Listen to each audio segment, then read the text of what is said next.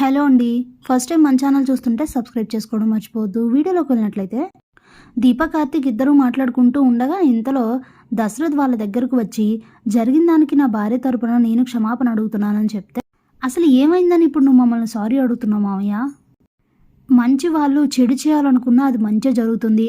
అలాంటప్పుడు సుమిత్ర అత్త చేసింది తప్పే అయినా కూడా అది మాకు మంచి జరిగింది కదా, నువ్వెందుకు అలా అనుకుంటున్నావు అని చెప్తే, ఇక వాళ్ళిద్దరూ అలా అర్థం చేసుకునేసరికి వెంటనే దశరథ్ అయితే రెస్టారెంట్లో వర్క్ ఉండడంతో వెళ్ళిపోతారు.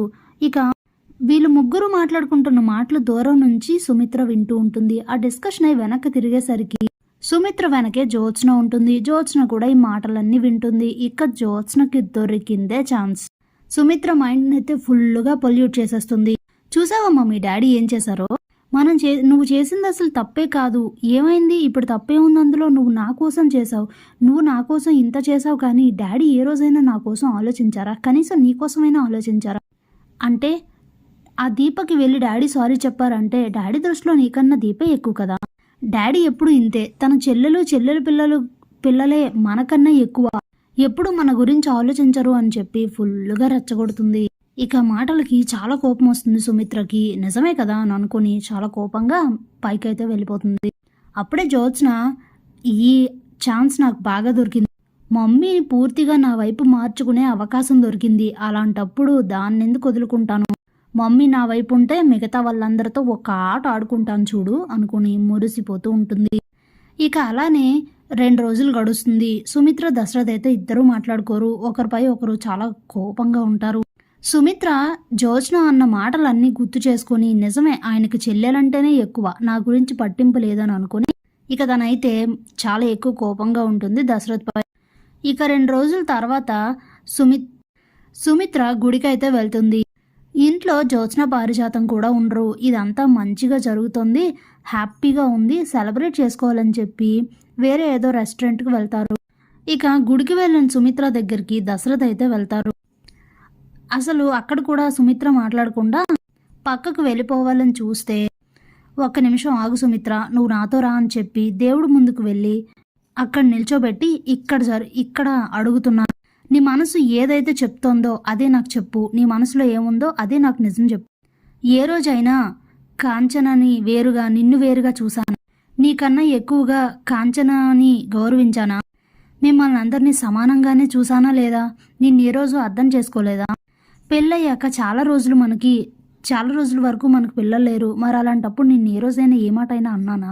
ఇన్నేళ్ల మన సంసారంలో ఒక్కసారి మనకు జరిగిన ఏ ఒక్క గొడవైనా ఉందా? ఒక్కసారి వెనక్కి ఆలోచించు అని చెప్తే, జరుగుతున్నవన్నీ పక్కన పెట్టు, నీకు ఎవరేం చెప్పినా అన్నీ పక్కన పెట్టు, ఒక్కసారి మన ఇద్దరికి ఉన్న రిలేషన్ గురించి ఆలోచించని చెప్తే, మొత్తం అంతా జరిగిన జీవితం అంతా గుర్తు చేసుకొని ఇప్పటి వరకు ఏమీ లేవు, కానీ ఇప్పుడు ఆ దీప వలనే ఇదంతా జరుగుతుందని అంటుంది సుమిత్ర.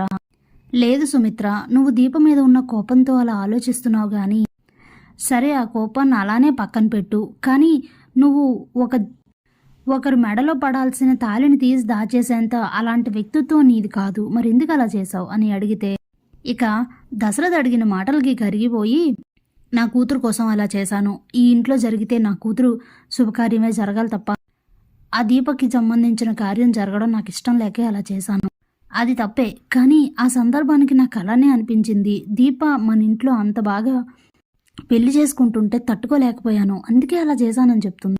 ఇప్పుడు వాస్తవంగా ఆలోచిస్తే, మరొకవేళ నాన్న తీసుకొచ్చి అమ్మ తాళి ఇవ్వకపోయి ఉంటే ఏమయ్యే సుమిత్ర? ఒక్కసారి అదే దీప ప్లేస్లో నీ కూతుర్ని పెట్టుకొని ఆలోచించు. నీ కూతురు పెళ్లి పీటల మీద ఆగిపోతే నువ్వెలా ఆలోచిస్తావు, ఎలా బాధపడతావు? నువ్వైతే ఏం చేస్తావు అసలు అని అంటే, ఇక జ్యోత్స్నకి ఆ పరిస్థితి జరిగినట్టుగా గుర్తు చేసుకొని తట్టుకోలేక చాలా బాధపడుతుంది సుమిత్ర. చూసావా, అనుకోమంటేనే అలా చూడు ఎంతలా బాధపడుతున్నావు, మరి అలాంటప్పుడు దీప కూడా ఒక ఆడపిల్లేగా అని అంటే, అదేంటండి మరి నా పసుపు కుంకాలని తుడిచేయాలనుకుంది అని అంటే, అదంతా వాస్తవం కాదు, అర్థం చేసుకోవడానికి టైం పడుతుంది సుమిత్ర, జరిగిందంతా నీకు తెలీదు, జ్యోత్స్న మాటలకి నువ్వు పొల్యూట్ అయిపోతున్నావు, నా మాట విను, వాస్తవానికి ఆలోచించు అని అంటే, సరేలే ఇంటికి వెళ్దాం పదండి అని చెప్తుంది. ఇకిద్దరు కారులో వస్తూ ఉంటే అప్పుడే కాంచన వదిన వాళ్ళ ఇంటికి వెళ్దాం పదండి అని చెప్తుంది. ఇక చాలా హ్యాపీగా ఫీల్ అవుతాడు దశరథ్. కాంచన వాళ్ళ ఇంటికి వెళ్ళిన తర్వాత కాంచన అయితే చాలా కోపడుతుంది సుమిత్రపై. అసలు ఏ మొహం పెట్టుకొని మళ్ళీ నా ఇంటికి వచ్చావు అది ఇది అని మాట్లాడుతుంది. కానీ సుమిత్ర ఏడ్చేసరికి కాంచన కరిగిపోతుంది. తప్పు చేశాను వదిన, నన్ను క్షమించు అని అయితే అంటుంది సుమిత్ర. అక్కడే కార్తీక్ దీప కూడా ఉండడంతో చాలా హ్యాపీగా ఫీల్ అవుతారు. ఒక ఆడపిల్ల మెడలో పడాల్సిన తాళిని అలా తీసి దాచేసి పెళ్ళి ఆపాలనుకోవడం తప్పే. నువ్వు కూడా నన్ను క్షమించు దీప అని చెప్తుంది. ఇక దీప కూడా చాలా బాధపడుతుంది. ఇక అక్కడి నుంచి అందరూ కూడా కాంచన వాళ్ళను కూడా తీసుకొని దశరథ్ వాళ్ళ ఇంటికైతే వెళ్తారు. ఇంట్లో శివనారాయణ ఉంటారు. వీళ్ళు వచ్చేసరికి పారిజాతం జ్యోత్స్న కూడా బయటికి వెళ్ళి తిరిగి ఇంటికి అయితే వచ్చేస్తారు. మొత్తం అందరూ కలిసి నవ్వుకుంటూ మాట్లాడుకోవడం చూసి స్టన్ అయిపోతుంది జ్యోత్స్న. ఇదేంటి ఇలా జరిగింది, అసలు ఇలా జరగకూడదే అని ఆలోచిస్తూ ఉంటుంది. అప్పుడే జ్యోత్స్నను చూస్తూ నవ్వుకుంటూ దశరథ్ అయితే జరిగింది గుర్తు చేసుకుంటాడు. ఆ ముందు రోజు ఉదయం జ్యోత్స్న పారిజాతం ఇద్దరూ కూడా బాల్కనీలో కూర్చొని మాట్లాడుకుంటూ ఉంటారు. కానీ అంతా మనం అనుకున్నట్లే జరుగుతుంది. నేను ఏం కావాలనుకున్నానో అదే జరుగుతుంది. ఎలా అయినా సరే మమ్మీ మనసులో దీప మీద అలాగే డాడీ మీద ఫుల్గా కోపం వచ్చేలా చేసి తాను ఎప్పటికీ సారీ చెప్పకుండా చేస్తే, తాను సారీ చెప్పదు కాబట్టి కాంచన అత్త వాళ్ళు కూడా మనతో కలవరు. అలాగే డాడీకి మమ్మీ మీద కోపం ఉంటుంది, మమ్మీకి డాడీ మీద కోపం ఉంటుంది.